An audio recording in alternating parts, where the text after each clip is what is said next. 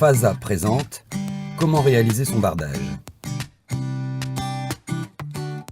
Vous aurez besoin d'un mètre, d'un crayon, d'un perforateur, d'une mèche, d'un marteau, d'un niveau, d'un escabeau, d'une équerre, d'une scie radiale, d'une agrafeuse, d'un cutter, d'une visseuse, d'une disqueuse, d'un pistolet extrudeur, de gants, d'un couteau à isolant et d'un niveau laser. Afin de permettre une entrée d'air suffisante pour s'engouffrer derrière la lame, faites un trait repère à environ 20 cm du sol et calez votre laser dessus. Présentez le chevron, traité en classe 2, percé et fixé tous les 60 cm à l'aide d'une cheville adaptée à la nature de votre mur. Pour le second chevron, utilisez 2 piges de 60 cm, correspondant à la largeur de l'isolant. Percez, fixez, avancez la pige au fur et à mesure du vissage. Contrôlez l'aplomb et rectifiez si besoin. Poursuivez sur le même principe la pose des chevrons. Il existe 3 possibilités de pose. La première est celle de notre vidéo, la seconde avec des équerres de fixation, la troisième en fixation directe à travers l'isolant. Côté pignon, pour gérer l'angle sortant, faites dépasser le chevron à fleur de l'autre avant de fixer. Pour un angle rentrant, il suffit de les mettre l'un contre l'autre. Au niveau du rampant de pignon, placez les piges et à l'aide d'une fausse équerre, repérez l'angle de la future découpe. Reportez l'angle en traçant sur le chevron, découpez,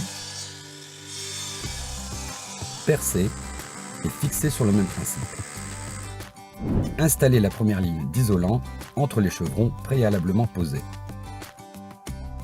Si l'isolant est trop long, découpez-le à l'aide d'un couteau adapté. Poursuivez la pose sur le pignon. À l'aide d'un perforateur, percez l'isolant et la maçonnerie, puis insérez les chevilles de fixation aux 4 angles. Renouvelez ce principe de pose jusqu'à recouvrir tous les murs. À l'aide d'une agrafeuse, accrochez le pare-pluie sur les lithos d'un bout à l'autre.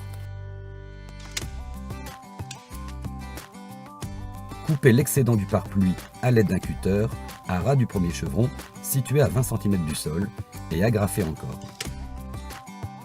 Placez les laies suivantes sur le même principe en prenant soin de respecter un recouvrement de 10 cm minimum. Prenez la mesure du haut du mur jusqu'en bas du premier chevron. Coupez le litho et vissez-le sur les chevrons. Au départ du mur, prévoyez 2 lithos de 27 à 37 mm de section, côte à côte, puis disposez le litho suivant à 40 cm. Et en vous aidant d'une pige, continuez le lithonnage. Arrivé à l'extrémité du mur, mettez un second litho côte à côte et pour l'angle, amenez le litho en recouvrement, fixez et doublez-le. Vous aurez également besoin d'un litho dans le prolongement du retour du cache-moineau. À l'aide d'une fausse équerre, relevez l'angle du rampant. Reportez-le et procédez à la découpe du litho. Fixez ce dernier et reprenez ensuite le lithonnage tous les 40 cm.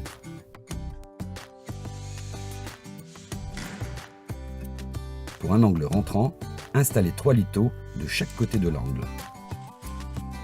Fixez un profilet multifonction à l'extrémité. Et pour les angles, clipsez les 2 profilets verticaux pour réaliser une cornière. Placez-la correctement et vissez de chaque côté. Pour un angle rentrant, les profilets multifonctions se placent côte à côte par un simple vissage sur les lithos. Commencez par fixer le profilet de départ ventilé en bas des lithos à l'aide de vis inox freeform.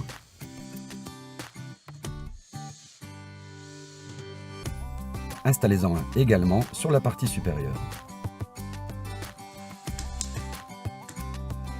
Amenez votre première lame, côté angle ouvert, et prévoyez une dilatation de 8 mm environ.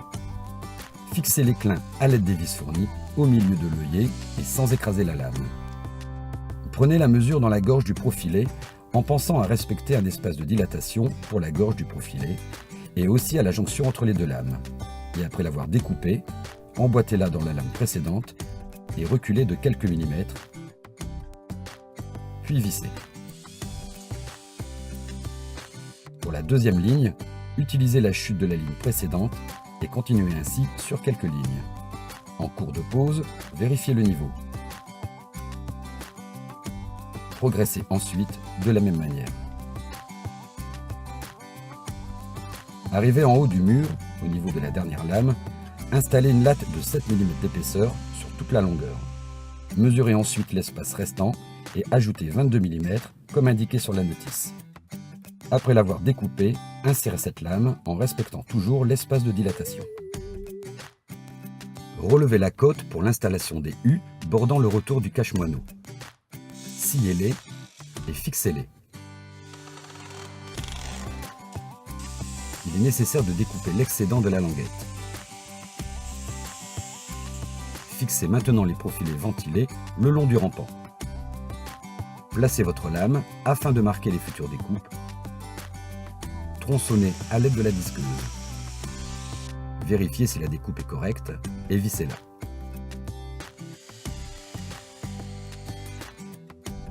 Poursuivez l'assemblage sur votre pignon en respectant ce principe. Afin d'installer les profilés de finition, relevez les cotes et l'angle. Après les avoir découpés, clipsez-les.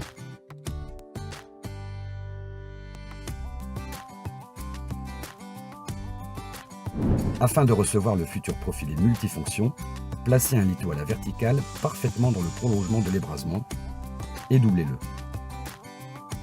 Faites de même de l'autre côté de la fenêtre, puis poursuivez le litonnage tous les 40 cm. Relevez la cote au niveau du soubassement entre le bas du chevron inférieur et le chevron sous la tablette et ajoutez 2 cm. Fixez-le et placez un second lito pour finir le soubassement. Au niveau de l'imposte, reprenez ce principe mais en ajoutant 3 cm de débord par rapport au chevron supérieur fixé précédemment bordant le tableau. Renforcez encore à l'aide de lito le soubassement et l'imposte.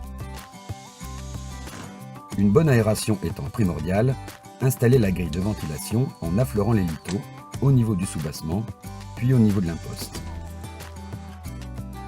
Prenez les dimensions au niveau du tableau pour la découpe de la tablette en alu. Appliquez de la colle mastic régulièrement et dans notre cas, placez une première pièce en alu servant d'allonge. Amenez la seconde partie de la tablette en alu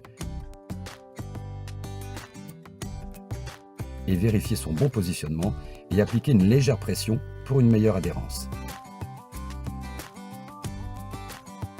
Placez maintenant des petites lattes de bois d'environ 8 mm d'épaisseur sur le pourtour du tableau qui recevront à terme le bardage ou l'habillage et garantiront une bonne ventilation. Placez le profilé multifonction sur la partie haute du tableau et vissez-le. Relevez les cotes pour le futur habillage en réservant un petit espace pour la dilatation.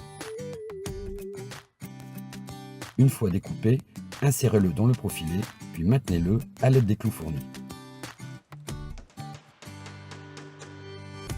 Mesurez les dimensions des ébrasements, sans oublier le fait que la tablette peut être en pente, et après avoir découpé votre habillage, appliquez-le et fixez, toujours avec les mêmes clous. Prenez également la cote en face avant. Découpez ensuite le profilé en réalisant une petite encoche pour une application plus qualitative et vissez. Mesurez maintenant la largeur exacte entre les deux profilés multifonctions pour installer ensuite le profilé alu qui devra couvrir parfaitement ces deux derniers. Arrivé à la fenêtre avec votre clin, marquez vos repères le plus précisément possible. Vous pouvez utiliser une disqueuse pour les découpes. Amenez ensuite la lame de clin et procédez à l'emboîtement, puis à la fixation.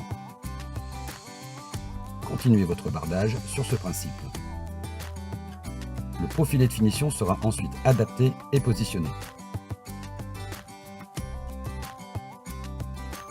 À l'aide de mastiques de maçonnerie, vous réalisez un joint d'étanchéité à chaque jonction d'habillage, vous permettant ainsi de parfaire votre pose.